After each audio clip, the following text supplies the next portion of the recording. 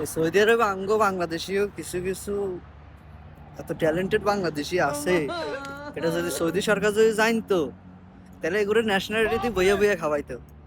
মানে এমন পরিমাণের মানে ক্রিয়েটিভিটি তাদের ভিতরে, যেটা আসলে মানে অন্যান্য কোনো দেশের মানুষের ভিতরে নাই। একমাত্র তারাই পারে মনে করেন যে সব ধরনের কাজ করতে। মানে এমন কোনো কাজ নাই যে হেগো হেগো নাই, হেগো ভিতরে নাই, এমন কোনো ট্যালেন্ট নাই যে হেগো হিগুনের ভিতরে নাই। মানে এগুলো মনে করেন যে ট্যালেন্ট এগুনের রানের সিবেদি ভাই ভাই হরে। এগুলো খাইতে গেলে দালালি, বইতে গেলে দালালি, হুইতে গেলে দালালি।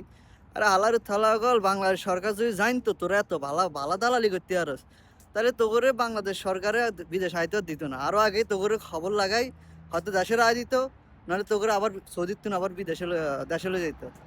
তোরা আলার তালা গল, তোরা দেশে থাকবি ভালা কথা, তোরা যদি জানতো যে তোরা এত ভালোভাবে দালালি করতে হারস, তাহলে তোর आपकी গরুর দালালির औकात মধ্যে बताओ লাগাইতো सर। আলার থালা बुरा গল। नहीं मानना सर। বুঝলি তোরা মনে করছ বিদেশে আই মানে কি না করছস, তোরা পুরা বিদেশটার এমনি হুন মারে দি, তোরা বেটা বইয়া করে দিছস। বিদেশ রে বিদেশ রাখ, সত্যি বিদেশের দালাল মানে বানা দিছ পুরা দালালির ব্যবসা। বুঝলি মানে দালালি এমন পরিমাণে তোরা দালালি করতে হারস, তোরা মালিকের কাছে দালালি হুন মারতে হারস, বিশের দালালি হুন মারতে হারস। আল্লাহর থালাগল তবু জ্বালায় মানুষ অত মানে অতিষ্ঠ হয়ে গেছে।